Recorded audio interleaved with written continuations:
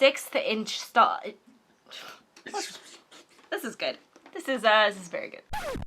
Hey everyone, welcome to today's video. Today we are going to be doing the 6th chapter of our What's Good series, and we're going to be featuring basically like a part 2 of Rare Beauty. So I will link the first part of our What's Good video where I featured Rare Beauty in the description box below. Ever since that video came out, I was like, I need to try more of Rare Beauty products, and so that's what we're going to be talking about today, and some of which are brand new products that she just released like literally less than a month ago. So let's go ahead and get started. The first product we're going to talk about is the Pore Diffusing Primer. This is, I gotta tell you guys, like, Selena Gomez must be like a dry girl because, in terms of her skin, okay?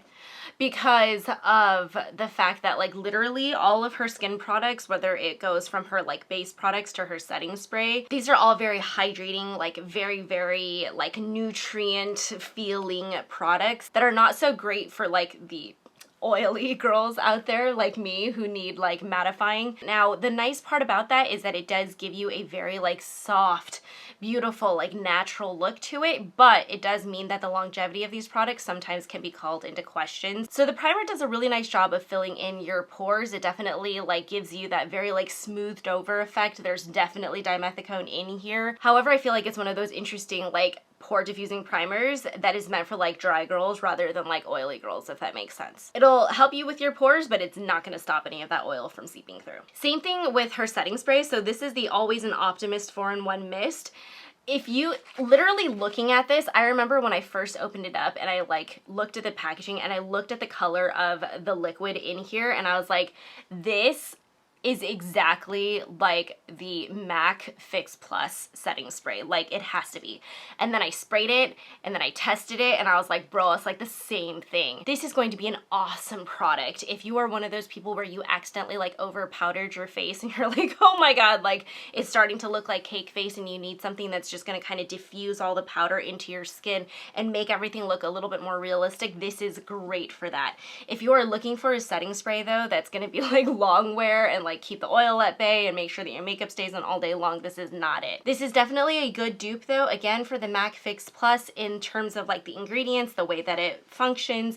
And then actually what I really like about this is the spray. So the MAC Fix Plus packaging to me is like crap. It's just, it's very like, it's like a street, like it's just like it shoots the setting spray out onto your face. It's not a fine mist. This on the other hand, like that's freaking beautiful. Like, this is a gorgeous mist. If you really like MAC Fix Plus but you don't like the packaging of that product, you want something that functions the exact same way, better packaging, better sprayer, would highly recommend checking out the Rare Beauty setting spray. Let's talk about her liquid highlight. I have this in the shade Mesmerize. I like this just as much as I like the blush. This is a beautiful, beautiful liquid highlight that does not pick up on foundation underneath. My favorite way of applying this actually is not even with a sponge.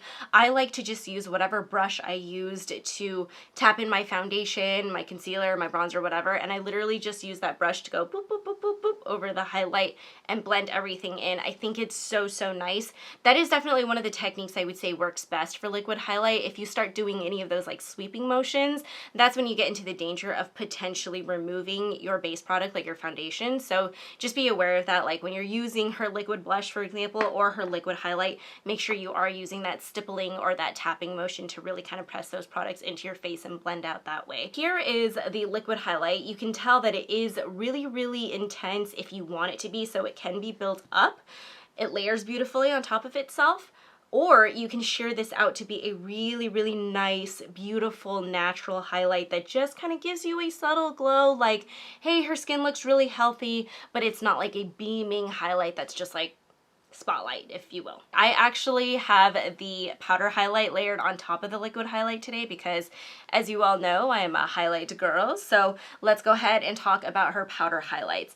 Man, they cannot keep these things in stock. I have been waiting for these powder highlights literally for months. And then when I finally got the Sephora notification that they were out, I was like, and buy, like for sure. So I have this in 2 different shades. I have this in Mesmerize, which is more of a pinky, like silver reflect, which is literally the exact same as like the liquid highlight. And then I also purchased it in Exhilarate, which is this more like champagne-y golden highlight. If you are someone who wants an intense highlight that still blends into your skin really well without making it look like you have too much texture or anything like that, this is a really, really great highlight. I will show you the swatches. This reminds me so much of my favorite Danessa Myricks highlights, the Cali Ray highlights that I really like. This is right on par with that. It's so soft, it's so beautiful, it's so easy to blend into the skin. This one here is Mesmerize, and then this one, oops, sorry, went wrong way. This one is Exhilarate. So you can just see both of these highlights are beautiful. Now I do have a slight complaint about this highlight. It actually has nothing to do with the product, but it has to do with the packaging. This is so hard to open. So this is the compact, and it's like, I find myself struggling to open this in the morning.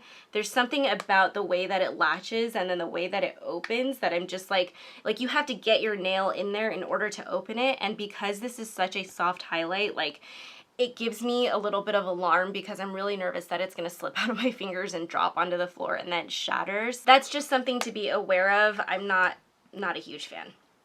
Like, I don't know, I feel like, is it just me? Like, it's the weirdest thing, but packaging wise, like, it's a little bit of a struggle in the morning, and so I don't really like that. The product itself is great. Packaging I have a little bit of with. So, all right. The final 2 products we're going to talk about are actually her newest releases. So she released new eyeliners and new cream eyeshadow sticks. You guys know that I am like, I love a good cream eyeshadow stick. For me, longevity is the most important thing about the cream eyeshadow stick. I want to know that it's going to blend smoothly onto my lids, but then also last all day long. Having said that, the Rare Beauty cream eyeshadow stick, I have this in the shade Contentment, which is supposed to be like a rosy taupe shade. This is what it looks like swatched on my hand. It is what I currently have on my lids as well. Okay, it's better than Laura Mercier in terms of longevity, because the Laura Mercier was just so bad. But it's not as strong as I would say as like the Mally Beauty and the Bobbi Brown cream eyeshadow stick. When I used this eyeshadow as like more of a liner, if you will, because that's how I hardcore test my cream eyeshadow sticks, by the way. Like, I will purposely just put in the cream eyeshadow like a liner where I have the most creasing and the most oiliness on my eye to test that longevity. Like, I feel like if you can last in like the upper lash line for me, then like you are a good cream eyeshadow stick. I would say the Rare Beauty cream eyeshadow stick is like in the middle when it comes to longevity. Now, blendability and color wise, oh my gosh, great products. It blends like a dream. It's soft, but it's not so soft that the color just kind of goes everywhere. It sticks well for the most part to the lids. Now, the one thing I would say about the shades though, and I do actually wonder if she's going to expand the shades a little bit more. If you are into a very subtle wash of color, like very elegant, then the Rare Beauty cream eyeshadow sticks are definitely for you.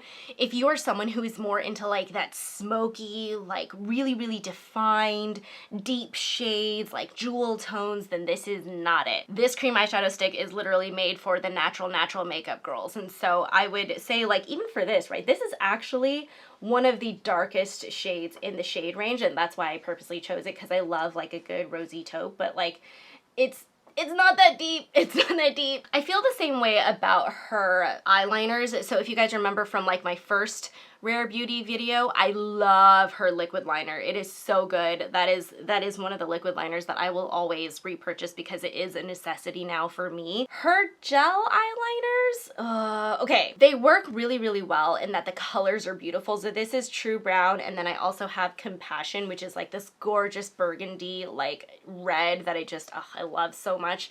I don't know what it is about summer, but like that shade in particular is like, I love it. But the thing is, they're also not as longwear as I would like them to be, and you do also have to kind of build them up to really get that pigmentation to where you want it to be. I currently have True Brown on as my liner, and so like you can see that the pigmentation is there, but it definitely did give me a little bit, like, I was like, you got to build it up, right? So like if you're someone who's new to eyeliner, you're nervous about application, maybe you want something that's going to give you a little bit of flexibility in terms of application, like this might actually work really well for you.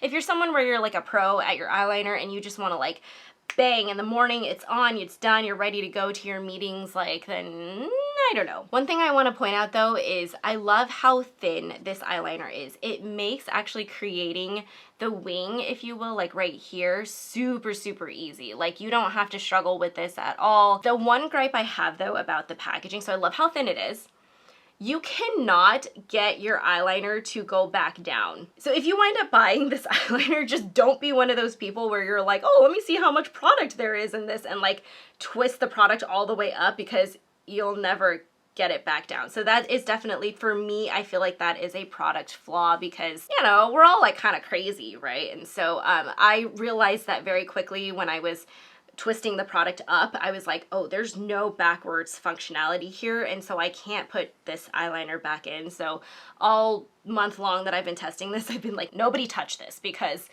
it's never going back in. And that pretty much wraps up today's video. For the most part, I really do enjoy Selena Gomez's brand. I think she's doing a great job with just the entire like theme of the brand, how it's very natural makeup, it's very Gen Z, it's very approachable, the price point is right. For the most part, again, I struggle a little bit with like the primer and the setting spray, because I don't think that that's necessarily targeted toward like my skin type. Like I think it's targeted toward like more dry skin, but I don't have an issue with that, right? Like not everything in the entire brand is gonna be perfect for me.